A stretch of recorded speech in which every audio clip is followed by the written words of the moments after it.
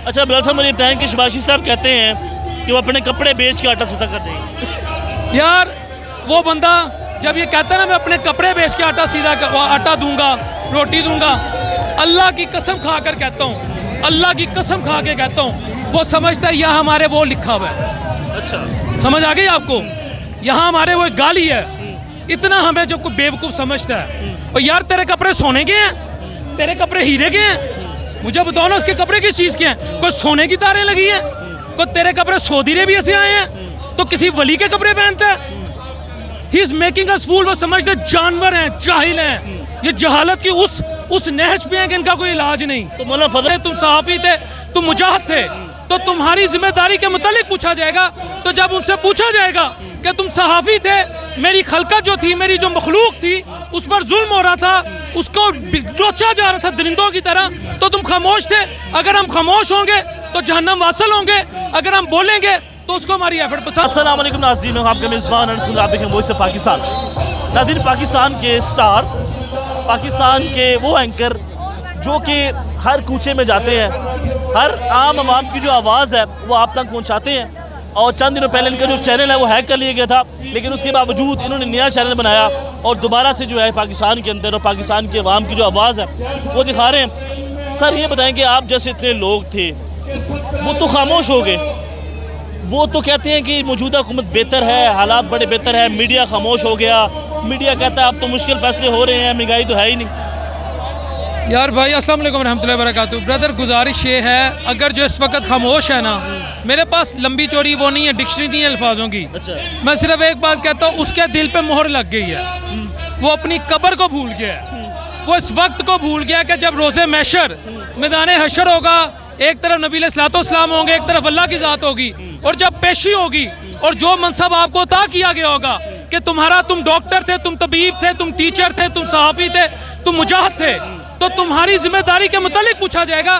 तो जब उनसे पूछा जाएगा कि तुम सहाफ़ी थे, मेरी खलकत जो थी, मेरी जो मखलूक थी, उस पर जुल्म हो रहा था, उसको नोचा जा रहा था दरिंदों की तरह, तो तुम खामोश थे। अगर हम खामोश होंगे तो जहन्नम वासल होंगे, अगर हम बोलेंगे तो उसको हमारी एफर्ट पसंद आ जाएगी। तो अल्लाह की रज़ा के लिए हम बोलते हैं। अच्छा माशाल्लाह, ये डॉक्टर साहब भी हैं। डॉक्टर साहब ये बताएं, हमदा शबाशी साहब जो है वो कहते हैं कि 100 यूनिट आप इस्तेमाल करें आपको बिल नहीं आएगा। क्या इस मौजूदा हालात के अंदर ऐसा मुमकिन है? कब्रिस्तान कभी गए? बिल्कुल।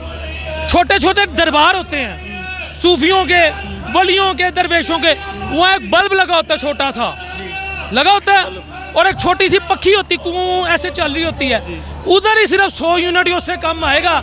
जहाँ इंसान रहते हैं, जहाँ फैमिलीज रहती हैं, जिन्होंने ज़िंदगी में आगे बढ़ना है, वहाँ 100 यूनिट सवाल ही पैदा नहीं होता यार कि वहाँ ना आए। वहाँ 100 यूनिट से ज़्यादा आएगा। कल मैंने एक फैमिली का इंटरव्यू लिया, उनके घर में सिर्फ एक बल्ब था और एक पंखा था, उनका 136 यूनिट आया। They are making us fool and we are becoming fool for nothing.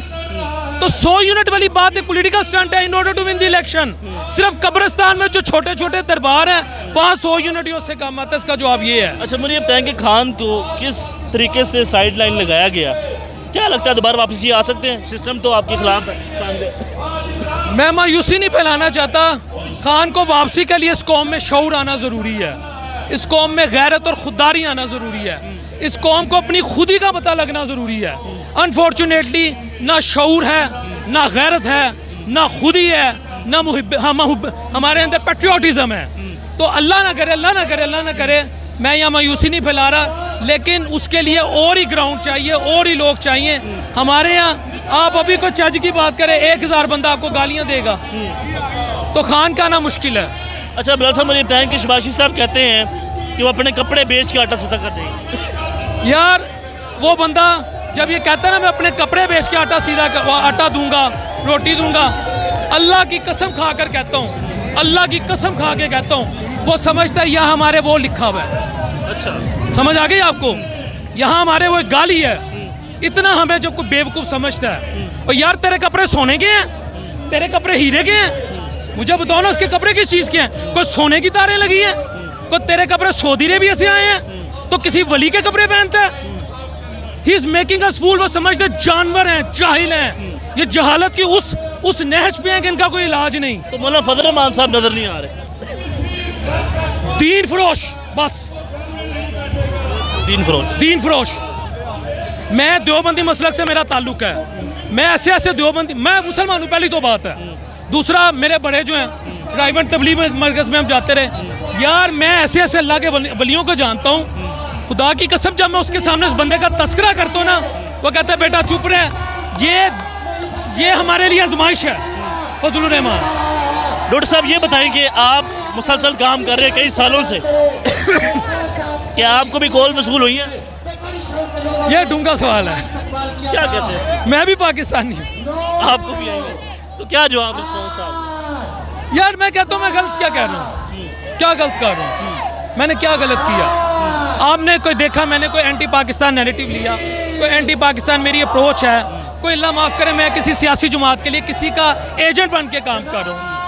मेरा तो सब कुछ ओपन बुक की तरह है। मुल्क के जो पावरफुल तरीन अदारे के हैं ओपन बुक की तरह है। कॉल ये आती हैं कि सच बोलना कम कर दो, सच बोलना कम कर दो, छोड़ो ना, कम कर दो। डॉक्टर साहब ये बताएं, इतने सालों से आप काम कर रहे हैं, कभी कोई थ्रेट आया? बता तो दिया, अक्सर हो जाता है। और हमारे जो नून लीगी भाई हैं वो समटाइम्स सड़क पे चलती गंदी और गलीज गालियां दे देते हैं। शुरू में मैं लड़ पड़ता था, फिर मुझे किसी दरवेश ने कहा कि यार अपना मामला उसके सबूत कर दे।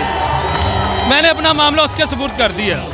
रोज़े महशर अगर मैं किसी का दानिस्ता तौर पर, क्या कह रहा हूँ, दानिस्ता तौर पर एजेंडा लेके अगर चल रहा हूँगा तो अल्लाह मुझे रुस्वा करे।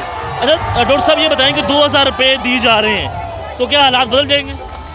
ये 2000 रुपये आप ना दाता दरबार अली हजवेरी रहमतुल्लाह लेके मज़ार के बाहर ले जाएं, वहाँ काले चने की एक देग छोटी वाली और एक वो जो चावल नहीं होते बगैर पुलाव के, यानी बोटियों के, ब्राइलर के बगैर, वो एक देग रखें, वहाँ फुकरा में बांट के गए कि या अल्लाह इस इम्पोर्टेड हुकूमत से, इस अजाब से हमारी जान छुड़ा। सर नवाज शरीफ साहब वापस कब आ रहे हैं? नवाज शरीफ साहब का बड़ा इंतजार है।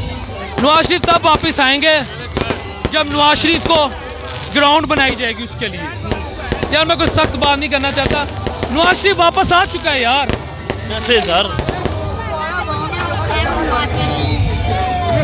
चलने अल्लाह की चाल बड़ी ज़बरदस्त है, इंशाअल्लाह मेरे अल्लाह के हुक्म से कैसे पंजा पलटता ये आप देखिए। सर नवाज शरीफ साहब नहीं आए यार। बेटी उनकी वजीर आज़म, अच्छा शहबाज शरीफ साहब नहीं है? भाई उनका वजीर आज़म, भतीजा उनका वजीर आला, बेटी वजीर आज़म कह रहा हूँ मैं, वजीर आज़म।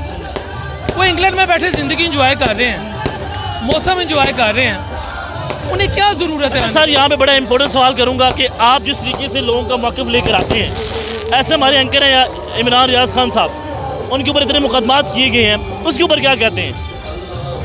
यार मैं ये बात करूँगा, अल्लाह कुरान पाक में झूठों पे लानत भेजता है, ठीक है? जो बंदा सच बोलेगा ना उसके साथ अल्लाह की नुसरत है। इमरान रियाज खान इस वक्त पाकिस्तान की बात कर रहे हैं, पाकिस्तान की सलामती की बात कर रहे हैं, पाकिस्तान के सच्चे और अच्छे लीडरों की बात करो आसान अल्फाज में। मुख्तसर ये अल्लाह की नुसरत इमरान के साथ है। अल्लाह अपने बंदों को कभी लावारिस नहीं छोड़ता। आपकी तमाम बातों का एक जवाब अल्लाह की नुसरत एक ये इमरान खान के साथ है और एक वो इमरान रियाज खान के साथ है। आजमाइशें आती हैं, आजमाइशें आती हैं, तारीख उठा लो, तारीख उठा लो, होते हैं, लेकिन अल्लाह उससे कभी लावारिस नहीं छोड़ेगा। ये याद रखिएगा, at the end of the day both will be victorious.